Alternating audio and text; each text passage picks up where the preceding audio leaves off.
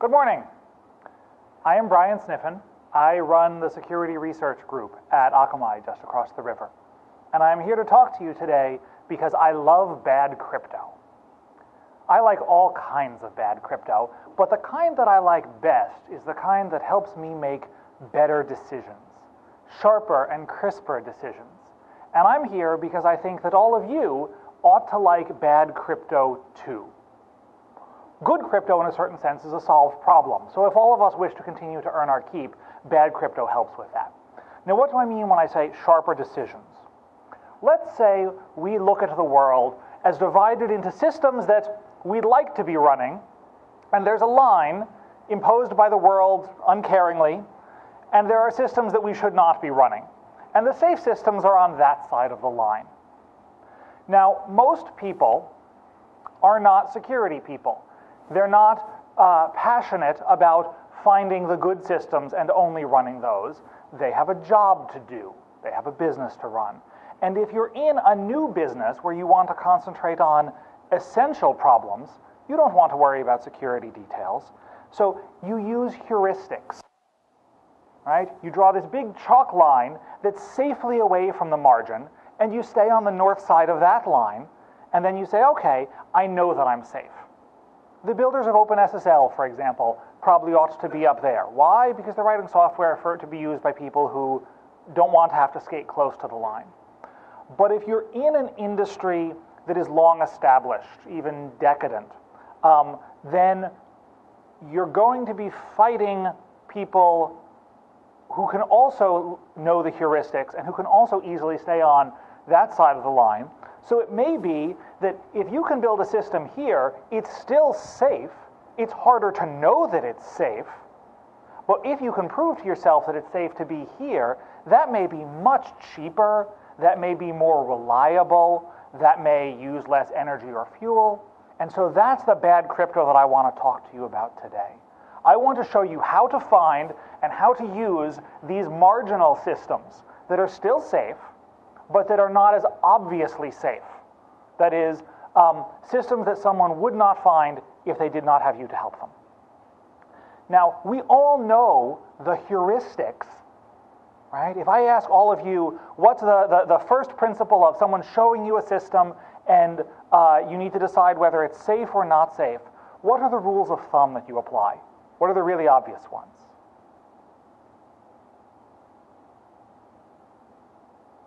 My goodness, I thought I was speaking to a room of opinionated security experts. And one of those might not be true. Oh dear, okay. These are the heuristics I know you're all thinking of and hoping someone else will say first. These are some of them, right? We all know that, oh, that's security by obscurity, dismiss it, right? That worked on Usenet, that works on forums now, and that works in our discussions with our engineering peers. We know heuristics like the one that Kirchhoff taught us, that every system has to have a rotatable key, and that maybe we go and we talk with Shannon also, and he tells us that we should measure our channel capacity to transmit that. We know not to rely on our adversary's internal failures of communications, that we're always going to have a single adversary, and he carries all the messages, right? So that if he wants to deny service to us, he eats them. If he wants to swap orders on them, he does. We know a heuristic, don't build your own crypto. And that one we cheat, right? Because 20 years ago we told people, don't build your own crypto primitives. And we got them all to learn that. Then we said, good, now don't build your own cipher modes either. AES, I made this up, is not an improvement over whatever else you made up. And then we're going on further and we're saying, don't build your own protocols. You should only use the protocols that the experts told you to use. Oh, and don't use your own implementations. All of that comes out of this heuristics. If there's crypto involved, you shouldn't build it. Where we get it from is a different story. 80-bit crypto is a bit of a loose number. That came from an informal survey of, if I show you a system and somewhere in there I mention that it uses 70-bit crypto, the overwhelming majority of my peers said, oh my God, that's scary. If I said that it uses 90-bit crypto, people said, that's funny, but maybe you ought to use something more standard, but they weren't horrified. And we homed in a little bit, and we found 80-bit seems to be, for the sort of people who are here, the objective threshold for something that has to be secret or authenticated this year, to use that. So these are the heuristics that we seem to use now. And these are fine heuristics. I'm not saying that these are bad ideas to follow or that it's insecure to follow these ideas. I am saying that we can do a better job of making decisions and of producing still safe, but sharper, better systems if we're willing to violate these, if we look at the systems that are not the low-hanging fruit and the well-trodden ground of following these. So here's a map of what the rest of the talk is going to look like. You've been here with me for 5 minutes now, and so if this seems like a bad idea, this would be a good point to run. What I propose is that if you know your adversary and you study your adversary, and if you know a lot about the system that you're building, then you can safely break some heuristics, and if you follow that arrow, you might get to better decisions. Now again, if you don't know your adversary, this is not a good recipe to follow. And if you don't know your system, if you're doing something really new, then you may wish to concentrate your innovation risk on the something that's new. But if you're something that's trying to broadcast the Super Bowl to millions of people, well, we've been broadcasting Super Bowls to people for 50 years. And so other people who are also broadcasting competing live sports events are going to be coming after you. And if you want to get the Super Bowl broadcast business, you've got to be able to beat them, which means you've got to do something different. Here's a way to do something different. Now, that's a pretty poor aim, right? That's going to sort of clip better decisions. I also have a sneaky extra message that we're going to shuffle in at the end for those who stay with me. The message is that there is a way to target, and there is a way to aim back at the center of better decisions. If you take what I'm talking about today and mix in a certain dose of mathematical formalism, some of those ideas that we reject as being impractical, not applicable to real systems, unpragmatic, that we can rescue some of those with these ideas and use that to home right in at the heart of better decisions. And we're going to talk about that in a few minutes. So, who's with me? Who wants to look into this realm in here, find some better decisions, find a better adversary? Oh, good, hands are moving. Thank God, I didn't kill you all in the first 5 minutes. Nice. Another way to hear this instead of better decisions is about a better adversary model. The traditional adversary that we use is sort of simplistically evil, right? There's not a lot of nuance or character there, at least not in the movies that I'll admit exist. And so I want to point for our black-robed villain to have somewhat more nuance, character, backstory, maybe even comprehensible motivations. And so I want to ask you to also join me in finding a better villain.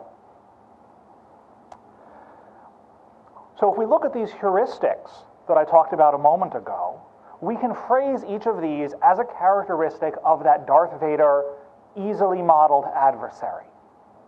Okay? So instead of writing these in terms of the heuristics that we as security practitioners follow and recommend, we can write these as characteristics of an adversary. So there we go. So why do we reject security to obscurity? Well, because we think the adversary is going to know about the system. Why do we insist on not building your own crypto? Because we think the adversary may have NSA-grade cryptanalysts on staff. Right? So we can rewrite each of these, and now what we have is the standard adversary from a formal methods paper, right? From an academic security paper. When they have to fit a 15-page conference proceedings limit, the adversary that they tell us about is this one. Why? Because it's a realistic adversary? Because it's a common adversary? No. Because it's the most powerful or useful adversary that they can model? Also no. Because it's an adversary that's reasonably powerful and can fit into a 15-page limit? Partly. And so this adversary, very powerful, may not be realistic for all cases. I see some skeptical faces. I'm going to show you a zoo of my favorite bad crypto examples that fit into a half-hour talk framework. These are examples of folks who did not use this adversary model, who released a security technology, and who are wildly successful with it, while the security community makes fun of them and says, but your crypto, DRM's impossible, go home, stop wasting money on that. And these folks are laughing all the way to the bank.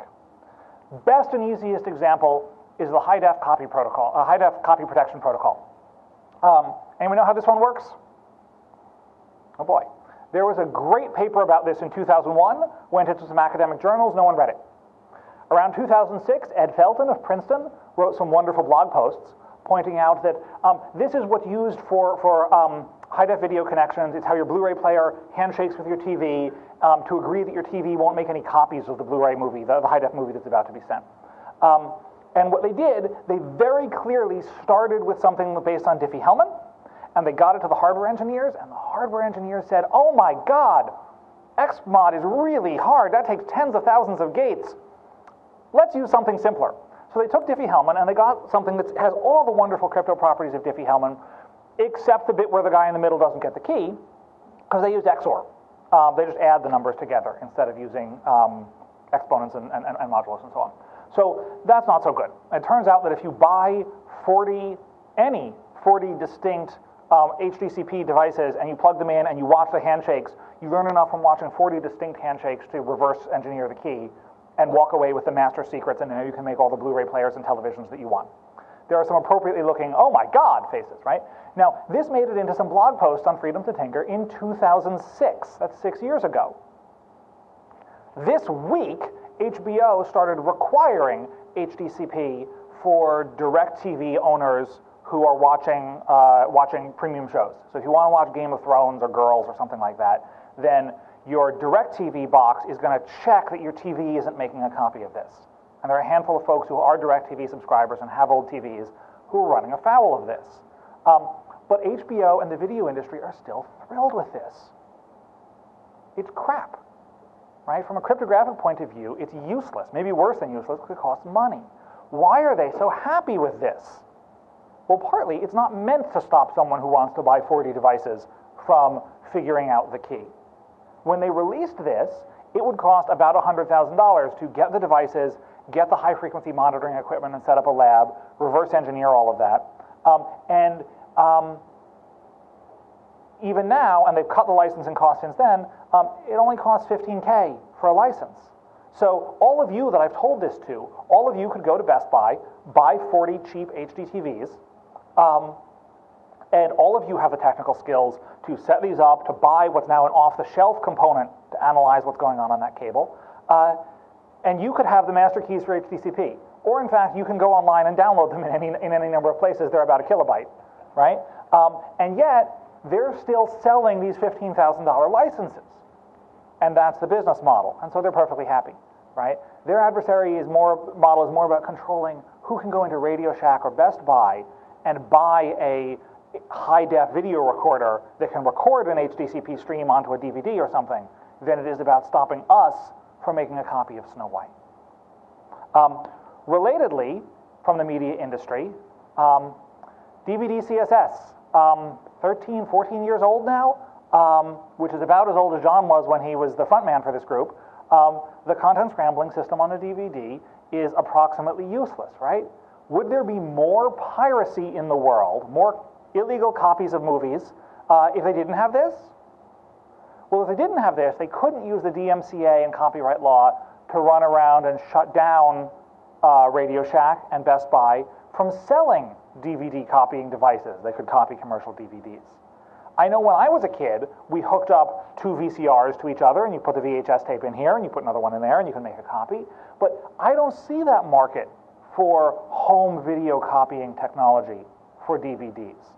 All of us can use Handbrake or M-Encode or something, right, and rip DVDs. I've got an iPad full of movies that I think quite legally space-shifted and time-shifted so I can watch later.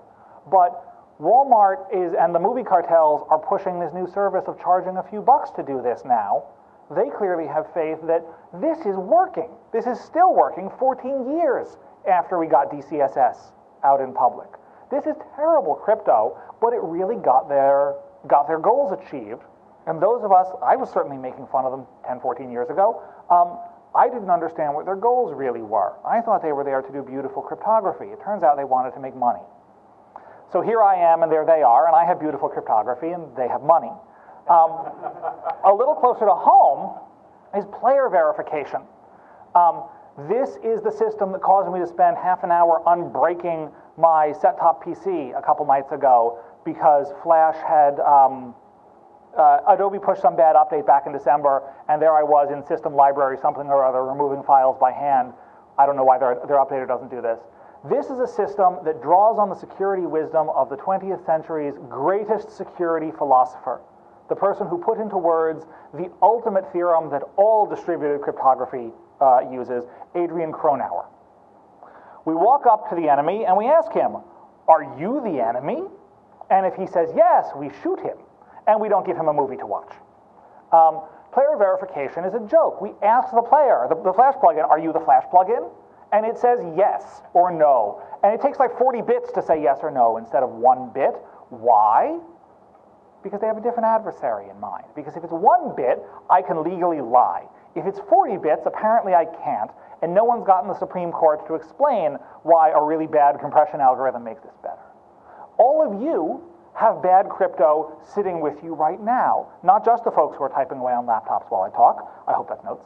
But also everyone who's got a credit card number, everyone who uses a social security number. There were people writing about what a bad idea social security numbers were in 1940. 72 years ago, we said, wait, but it's public. If you use it for this, there will be problems. Not many. It wasn't loud. But there were veterans' rights groups who said that the Social Security system for early veterans had this problem that these public numbers could be stolen and there would be people taking advantage of veterans. And 70 years later, we're still using the same damn things on the same piece of paper. And it works, by and large, right? Social Security's problems are not that it's a little piece of paper with a 9-digit number. Their problems are different. And so investing more in better pieces of paper or some sort of challenge response thing, maybe we should have handed out secure IDs in 1930 or waited to provide Social Security until we had challenge response tokens or something, right? No? Then this was a good decision, and this is the decision their security experts, when they had them, should have helped them make. So that's what I want to preach today. All of us back in our offices, we have bad security, bad crypto, right? It doesn't take Matt Blaze coming in here and saying, oh, master keys are broken. Anyone who is paying attention to the lockpicking tutorials here over the last couple of days can open a 4-wafer lock like this in about 5 minutes with a bobby pin. You don't need the fancy tricks that you were learned here. And in fact, half of this room can probably just lean on the lock and snap it because it's cheap steel.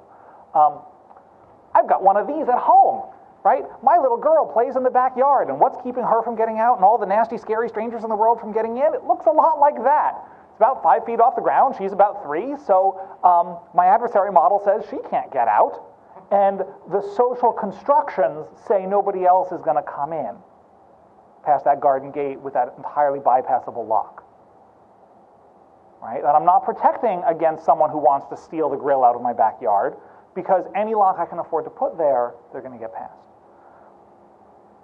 So the reminder, we have this standard adversary that's easy to talk about, but is perhaps not so easy, but is perhaps not the right choice, not the best choice of adversary for the decisions that we want to make.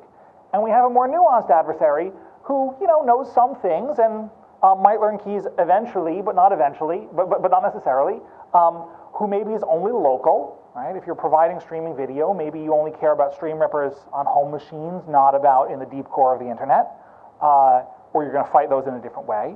We're concerned about adversaries who maybe have lots of time, but aren't the NSA, who's going to throw billions of dollars at building an AES cracker in the basement. And so different cost models.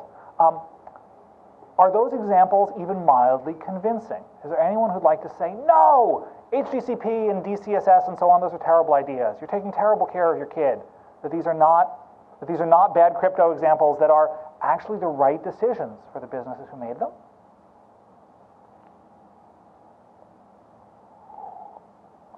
Okay, the specifics are convincing, or social pressures are keeping you in your seats. That's fine.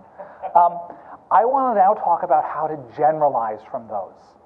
Right? Those are specific examples, but if any of you is asked to design a DVD security protocol, I assume it's a job interview or something, right? We have a DVD security protocol, and Philip seems to think it's okay, and they're the ones who get to decide. So let's look at how we generalize from those, and I want to show you 3 tools. The first tool is money. People who pay us have money, that's why they can pay us. This is a chart that shows what it would cost to crack the high-def copy protection protocol over its lifespan. Right? When it first came out, in order to get 40 devices, that was a little awkward. There weren't 40 on the market in 2001, so you had to be, or weren't 40 consumer devices, so you had to get some professional-grade devices if you wanted to be working on HDCP in 2001. It was going to cost about $100,000, this is a back-of-an-envelope estimate, to put together a lab that could crack this. But the high-def cartel would sell you a license and hand you all the keys you wanted for about $80,000. Now, some part of that $80,000 is an annual fee that you were supposed to come back with next year, but at that point you have the keys, so who cares? By 2006, it was substantially cheaper. You could buy 40 devices, distinct devices, in any Best Buy, pay cash, and they lowered the licensing fee to about $30,000. Now, why do you think they did that? Now, it's even cheaper. At some level, you can just download the keys now, right? But if you want to make use of them, you still need to build devices that can speak HDMI and that can accept novel HDCP keys. And that's not exactly cheap either. And so doing that in small lots is still going to run you about $10,000, right? And so what was a minor component of that fee is now the dominant component of this bottom fee. And lo and behold, they just lowered the licensing fee again. I think they might not have gotten far enough. Maybe their numbers are better than mine. Maybe they have better economists. But they seem to know a lot about what they're trying to achieve here. Right? They're segmenting their adversary space. They're saying that if you have lots of money, if you're Samsung, or the folks who want to be the next Samsung and are coming from somewhere where they're going to be a big electronics company, if you're some manufacturer who's only selling into emerging markets, right? If you're some Brazilian electronics maker and you decide you're just going to make a high-def TV with your own keys in it, if you're rich, it's cheaper for you to buy a license than it is for you to crack it and then take the risk that they're going to sue you or that the WTO is going to come after you. If you're me and you want to build a HDMI protocol analyzer in your garage, well, I don't have $15,000 to spend on that. I don't have 10 either, but maybe I can amortize the electronics costs. But they're splitting their adversary segment, so they don't have to worry about someone selling mass devices, because anyone in that business can just afford a license, and it's been true the whole time, right? And this applies to player verification, right? And this applies to several of the bad crypto tools that I talked about. This idea of segmenting by cost structure, right? We're going to pick money and we're going to split on that. If you look over at Blizzard, they do something very similar for a number of their video games. They segment on time. If you're a carefree undergraduate and you have 50 hours a week to spend on playing the game, you can go that way. If you want to pay for something, then you can go that way, and we segment the adversary space. Next tool is social pressure. You heard me refer to it several times as what's governing our relations here today, right? About why the conversation stopped when I said good morning. Every other time this week when I've said good morning to someone, they said something back. Today I said good morning, everyone shut up, and even my colleagues in the back sat down. They never do that. Social pressure is what actually keeps my files in their locked cabinet at work. I work in a department of 20 very good security people. Any one of them is capable of opening that cabinet if they want. They have a good idea of what's in there, and they have a good idea of why not to, and they make good choices about why not to. Please, gentlemen, do not make me look foolish by breaking into my cabinet before I get back to the office, or taking my barbecue grill. But these social pressures are very powerful. Now, I'm not saying that these are going to stop a determined adversary who's targeting me. If one of you folks decides to go all lulzsec on me and run off with my grill, it's easy to find out where I live. I'm clearly not there right now. I've told you what's protecting the backyard. You could have a barbecue grill. Please don't. And that please don't is powerful. Our structure of social engagement is enormously powerful at controlling many, many adversaries. Now, we put that aside when we're studying formal crypto. We put that aside when we're studying what's the worst that can happen. Right? If the FBI or the NSA want to lock me up, these social pressures apparently don't mean much. right? Or do they? They mean maybe there's going to be a warrant and there's going to be process and so on. They're not going to get mad at me and just throw me off a bridge. They're going to put me in jail. There's going to be a trial. So even there, social pressures, budgeting for how people might misbehave turns out to be a powerful tool. And now I want to turn to the third of these tools and my favorite, which is formal methods of computer security. This is from the realm of provably correct code, of algebraic protocol analysis. This is, for me, the fun stuff. Come along and see. So this is a simple omnipotent adversary model. This is what's at the core of almost all formal methods papers. They say, all right, look, we're going to assume there's an adversary in the middle of the world, and he sits at the center of this web as a spider, and he routes all the messages. All right? So if he wants to deny service, he's clearly just going to win. He simply doesn't deliver the messages. If he wants to generate messages, he can forge messages, and there's no way for any of the regular participants in this protocol to know unless they have crypto, unless they have some technical mechanism to say, oh, I know that this key was signed with, this message was signed with a certain key, and I know only Alice has that key. Fine. We write down that adversary's powers as rewriting rules in an algebraic system, and we say that if the adversary hears two things, he can concatenate them together.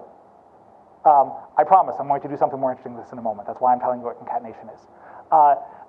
He can concatenate them together. If he hears a message that has two parts, he can project out components. He can split it apart.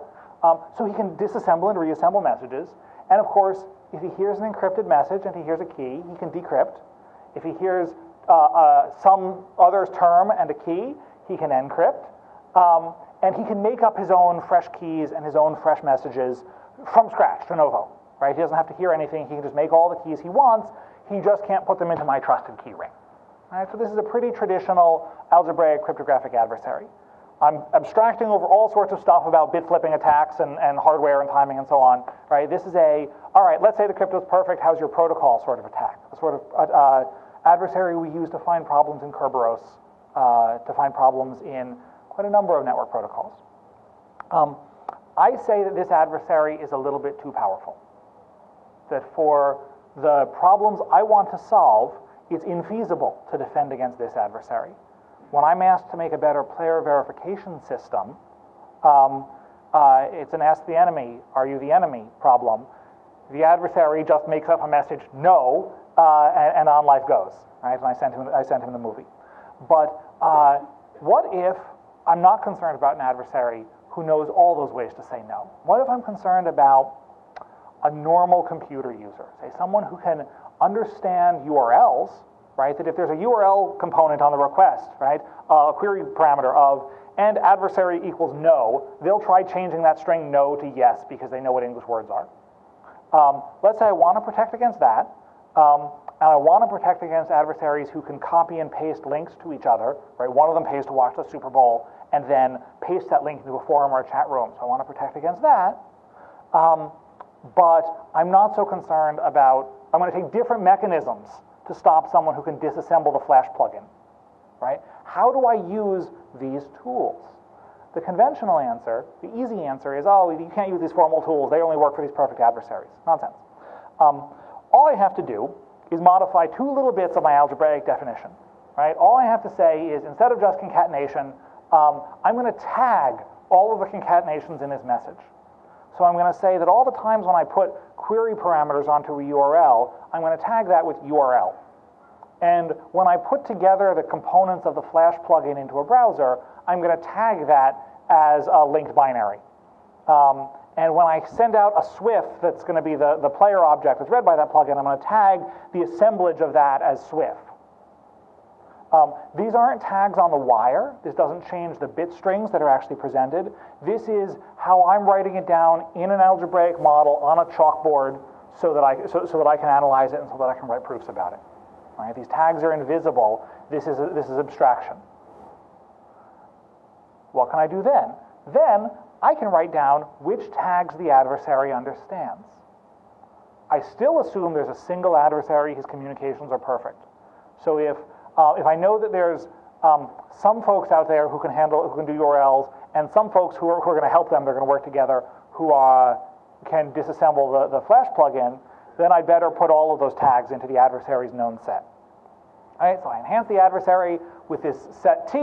I put some elements into it that are the tags that the adversary knows how to read and to write, and then all of my lovely existing 30 years, 60 years of formal methods development, all that machinery still works for me. And so it's quite straightforward then to use very powerful tools for automated analysis. It's possible to use even more powerful, if less tractable, tools for pencil and paper analysis. And so that means it used to be, before we used these ideas, that to come up with a new protocol for something like player verification or secure streaming, and then to analyze it and think about it, took a long time, and the best tool we really had was throw it over the wall and see what sort of hash the adversary makes of it. This is a tool to take a whole bunch of formal methods understanding and pull off, in one of those papers that has an adversary model and then some inference rules and some tools for reasoning, yank off the adversary model, put on a different one. Now I've shown it here for one, we can do this for others, and then apply all those inference rules to still make really good decisions and still get proofs of security under a different set of axioms. How does that work for your adversary? Right? This is what we said before. Your adversary maybe doesn't know your system yet. Realistically, you care about stopping a bunch of folks who don't know your system. You care about stopping folks who do know your system too, and you'd better do something else about them. But instead of one security technique that has to be strong enough to stop your most powerful adversary and cheap enough that you can duplicate it enough to stop all of your adversaries, what if you have two or three, or you break that line as many times as you need to, and you say, at one point on the curve, we're going to have an expensive method like lawsuits. Right? Someone copied our design for a black slab with some glass on the front. We will sue them in several separate countries and we'll drive up their costs. That's how, say, Apple goes after Samsung. How did Apple go after Fairplay? Oh, they revved the DRM standard a little bit, and maybe some DRM prosecutions. DMCA prosecutions. Your adversary is going to know some false things. Akamai has succeeded in a couple of recent network conflicts, not because we're smarter, better, or bigger. I hope we're those things, but I don't know. We've succeeded because some of our adversaries thought they were trying to attack someone who ran a single Apache server someplace, right? Our adversary, luckily for us, knew some false things, like that every machine has one IP address and every IP address corresponds to one machine. If they read some papers about Anycast, we would have had a different sort of day. And thank you. Your adversary is not omniscient, or at least not all of your adversaries are. Right? If the NSA wants to shut us down, I think they serve us a national security letter or something. They don't even need to use computers. If someone in this room decides, I've heard Brian talk about this today, I'm going to go shut down his company. I bet it's going to take you a few hours to find out what you need to know. You don't know immediately, right? I get time to run home. And your adversary has his own cost structure. That the cost structures of the typical defender and of the typical attacker and of the typical paid attacker, pen tester or security consultant, are enormously different, right? That if one of us, I work on the defense side of things. I know a number of the faces that I see here work on the security consultant side of things. Neither of us has the same cost structure as an industrial espionage agent who only needs to succeed once, but who probably won't be moving on to another engagement the same way that the contractors do, nor are they stuck at one place for a decade the way that the defenders are. And so I want to call us to look at those two. So what have we seen? If you know your adversary, if you know your system, then it's plausible to break those heuristics. I don't call to do this every time. I call to do this sometimes when it's an appropriate and rational decision, when the rest of your business is settled. It's appropriate to make some decisions in this marginal area. And once you've broken those heuristics, how the hell do you know where the other line is? right? When you're approaching that chalk line, we all know because it fits on one piece of paper where the line is. As you're approaching that horribly fractal boundary of where safe systems verge into unsafe systems, how do you know? Oh, there's decades of papers that will tell you how if you strip off their adversary model and you put on the one that's right for you. That is what I preach today. If you would like to know more, the tools that we use for making these decisions, for building these adversary models, for looking at cryptographic protocols, for looking at security decisions, my two favorites are up there. One is good for looking at cryptographic protocols. One is good for looking at a lot of other things. Alloy comes with a nice book. And if you want to hear a lot more about this, in just a couple of months, the Computer Security Foundation Symposium is right up the street in Harvard. It's cheap, they're friendly, the math is hard, but worthwhile. And they're doing new work and new things that if you use them in practice, you will be the first one to do so. And that can be a powerful thing too. Thank you very much.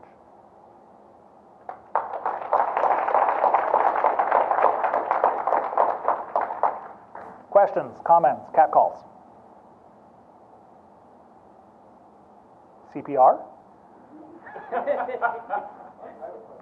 Yeah, please. It sounds like you're saying less is better.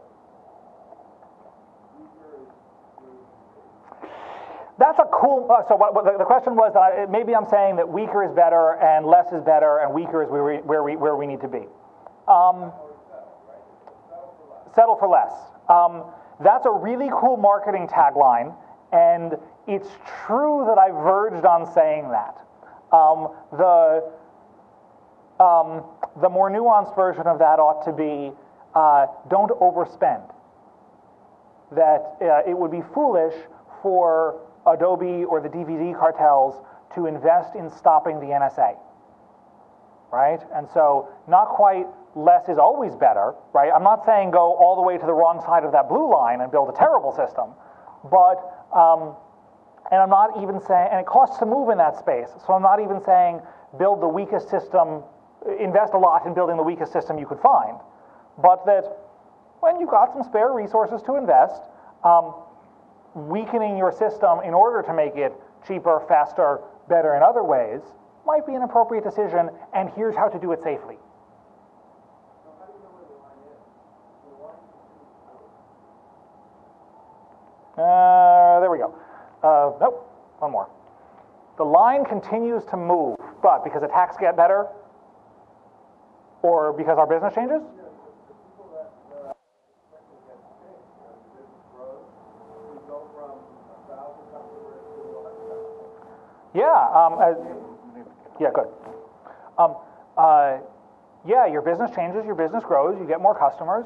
I think your business ought to employ a full-time security research staff. That is, next year when you have 100,000 customers instead of 1,000, good for you.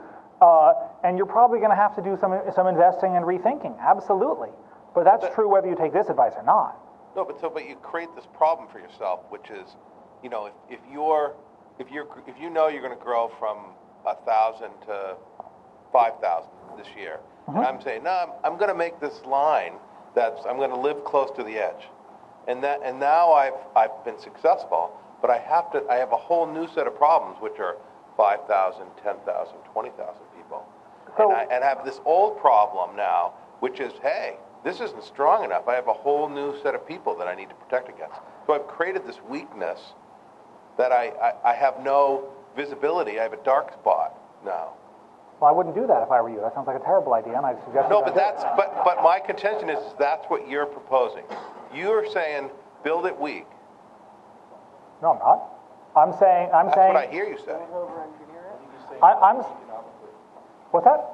Build it economically. Build it economically, make rational decisions, don't overbuild, and in my experience in applying some of this for a little while, from 1,000 to 5,000 customers doesn't dramatically change what sorts of adversaries you need to worry about. the most recent really popular example of this was that Draw Something game that I bet every person in this room has played now, right, on Facebook or your iPhone or whatever. It's Pictionary over the internet, right? And they started with just their friends playing, thank you, and then now they have tens or hundreds of millions of people playing their game. Their adversary model shouldn't have changed very much during that for secrecy goals or for integrity goals. People want to cheat at Pictionary just as much before or after, and there's minimal money changing hands in this game. It's mostly about ads around the sides. So their availability adversary may have changed, right, in that what they routinely have to cope with is now a lot more stressful than I'm sure it was a month ago. But changing number of customers, I'm not sure is a great proxy for seriously changing adversary environment. Now, I have a proxy for that. I'm going to be an anti-vendor shill for a moment. 5 years ago, 10 years ago, when my employer was getting started, we thought we were about making the web go fast and about delivering non-SSL objects like the little blue dot that Yahoo used as the bullets on its front page. So we didn't think we had secrecy goals, and we barely had integrity goals because we hadn't really heard of JavaScript in '98. That would not be a good model for us to be following right now. And yeah, we absolutely made some optimizations to get that ship off the ground, plane off the ground. To get that system working, we absolutely made some premature optimizations, and then we paid through the nose to undo those later. So that's absolutely a concern. When we now have a mature streaming media business, it would be foolish for us to handle the security goals of that streaming media business in the same way as the e-commerce business or as the site defender business we're selling here, right? So we ought to treat those very differently, partly because the media customers refuse to pay for security commensurate with the e-commerce customers because they have different goals, right? Everyone knows the boat sinks, it's a sled, right? There's no secrets in what the media is selling us, only experiences. Okay, but I saw some other hands, and I want to have conversations with them too. I don't think you were stating do the cheapest possible. I think what I heard was knowledge of adversaries lets you make more intelligent decisions to eliminate echelons of adversaries instead of all or nothing. Yeah, to treat them differently. Right. You shoot at the tanks with something different than you shoot at the infantry. Or otherwise you buy a lot of anti-tank rounds. Anti-tank rounds really aren't all that good against infantry. Actually, I don't know. Okay. Other questions, comments?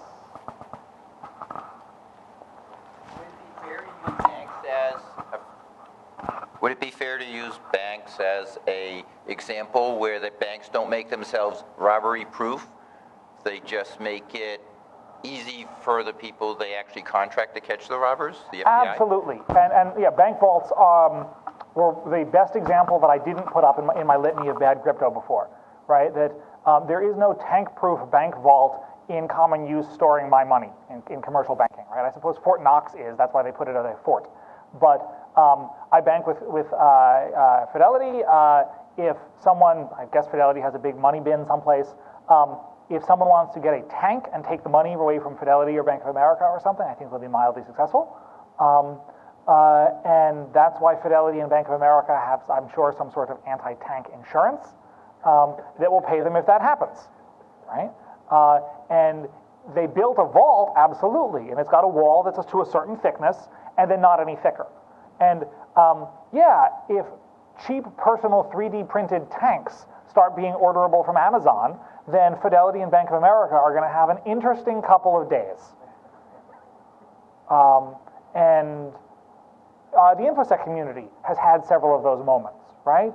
The time when we built a whole internet that was designed assuming that everyone who has root on a machine, right, who can emit a packet with a source port less than 1,000, is a pretty decent fellow, and we've had coffee together. And then one day, that wasn't true anymore. Thank you, digital. And so all of a sudden, yeah, we have to back some of that out and refine the adversary model. This isn't a recipe to do this and go to sleep. If you want to do a thing and then go to sleep, for example, if you're building Yucca Mountain, right, you're going to like store a bunch of nuclear waste for 10,000 years, no one can budget to have staff for 10,000 years, so you have to build once and then trust that you're going to be able to go to sleep for thousands of years. So don't take this advice. That calls for going the other direction. Follow the first arrow I showed you that heads off to the upper right for the strongest, safest system you can.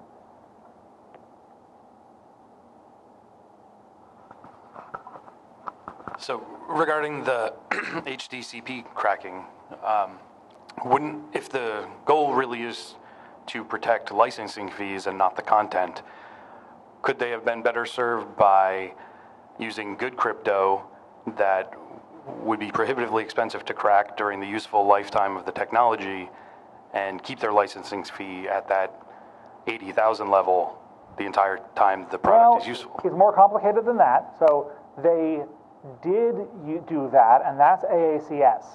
The DVD CSS successor for Blu-rays is actually pretty decent crypto, right up until they went and stuck a JVM in the middle of it. So it's got its problems too, like a live interpreter. But one of their, if they had gone much stronger with HDCP, then there would have been a space under them for a competitor to say, here's another option.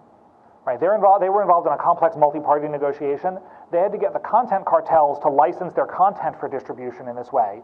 So it had to be strong enough crypto to convince some people who don't know anything about crypto, but know that they don't want Snow White being given away for free. And cheap enough to implement in hardware to get Samsung and Sony on board. So if you build in Diffie-Hellman, Samsung and Sony say, screw you guys, we're going our other way. This is what happened with Blu-ray and HD DVD, right? Some folks split, build something that was much cheaper to implement, said, oh, we're Sony. We own Universal Studios. We can guarantee a feed of content for this, and so start running the virtuous cycle of selling HD DVD players, and they almost won, right? Pushing solo that way. And the folks who had early committed to Blu-ray paid quite a premium, lasting through until Moore's Law, which, while dead for the CPUs we care about, is well and good for the cheap electronics and Blu-ray players, caught up, and it was cheap enough to make a $100 Blu-ray player. So they ran a risky game. Was it a good bet or a bad bet there? Hard to say. It did pay off with some costs. So the simple slide version doesn't suffice to model a multi-party negotiation of that sort, but what inspired that slide was analysis of, yes, exactly that multi-party situation. Right? Hulu and Netflix and so on are in the same boat now, right? They want DRM just strong enough to be able to get a license and then stop spending. Their adversary is not someone who wants to copy a movie. Their adversary is someone who wants to pull their license to show movies. What do they care if I copy a movie?